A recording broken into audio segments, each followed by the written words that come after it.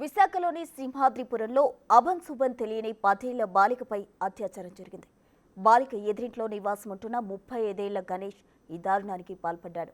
కుటుంబ సభ్యుల ఫిర్యాదుతో కేసు నమోదు చేసి నిందితుడిని అదుపులోకి తీసుకున్నారు పోలీసులు. బాలిక కేజీహెచ్లో చికిత్స పొందుతుంది. మరింత సమాచారం మా ప్రతినిధి నాయుడు అందిస్తారు. దారుణం చోటు చేసుకుంది. మైనర్ బాలికపై 35 ఏళ్ల వివాహితులైతే అత్యాచారానికి పాల్పడ్డారు. ప్రస్తుతం వాళ్ళ మామ అయితే ఉన్న పరిస్థితి అంతా బాలిక ప్రస్తుతం విశాఖ కేజీహెచ్లో ట్రీట్మెంట్ పొందుతుంది. అమ్మ అసలు ఏం జరిగిందమ్మా? ఏం జరిగింది అసలు? పిల్లలు ఆడుకున్న పిల్లల్ని మామూలుగా ఇంట్లోకి లాగేసి పిల్లని బలవంతకారం చేయిపోయాడు.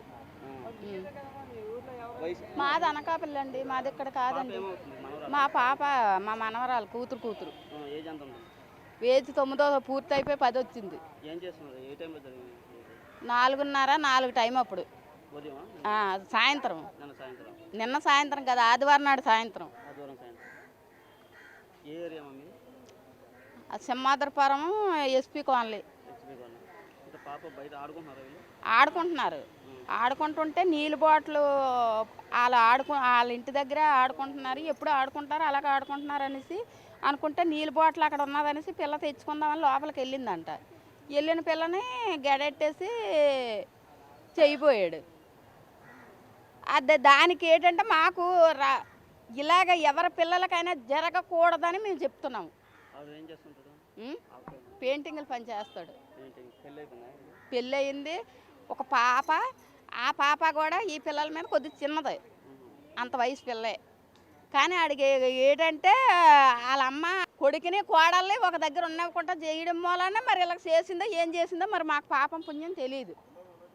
ఆడైతే ఇలాగ ఇచ్చేసాడు. మరి మా పిల్లకి మంచి కావాలంతే. మాకు వాళ్ళ వల్ల డబ్బు వద్దు, ధనము వద్దు. డబ్బుకి ధనంకి మేము ఆశపడలేదు. మాకు ఇంకా పిల్లలు ఉన్నారు, చిన్నపిల్లలు. ఆ పిల్లలకి కూడా మాకు భయమే. ఈ పిల్లకే జరిగిందంటే ఆ పిల్లకి కూడా మాకు భయమే. అలాగే జరగరానిది చెయ్యాలి మాకు, అంతే. ఇలా చెయ్యకూడదు. చెయ్యడం ఎంతవరకు కరెక్టో మీరు మాట్లాడి చేయవలసిందే మాకు కోరుతున్నాం. నాకు తెలియదండి, పేరది నాకు తెలియదు. 5. నాన్నగారు వచ్చారు. నాన్నగారు మామూలు కూలి పని చేసుకుంటారు. కూలి పని చేసుకుంటారు. వాళ్ళ ఆదివారం అని చెప్పేసి వాళ్ళ నాన్నగారు కూడా వెళ్ళలేదు. వెళ్ళకపోతే ఇంతట్లాగా ఈ పిల్ల వచ్చేసింది. ఆడుకుంటున్నారు కదా అని అనుకుంటా ఇలా చేసేటప్పటికి వాళ్ళ నాన్న, ఈ పిల్లలేమో వాళ్ళ నాన్న వస్తున్నాడు, మా నాన్న వస్తున్నాడు అని అంటే అప్పుడు లోపల ఉన్న పిల్లని బయటకు వదిలాడట. ఏ విధంగా చెప్తారు? పోలీసులకు కంప్లైంట్ ఇచ్చారా మీరు?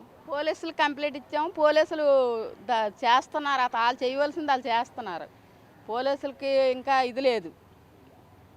ఎవరు ఏం చేసినా సరే ఆయన్ని ఏదో ఒకటి చెయ్యాలి. మాకు అదే కావాలి.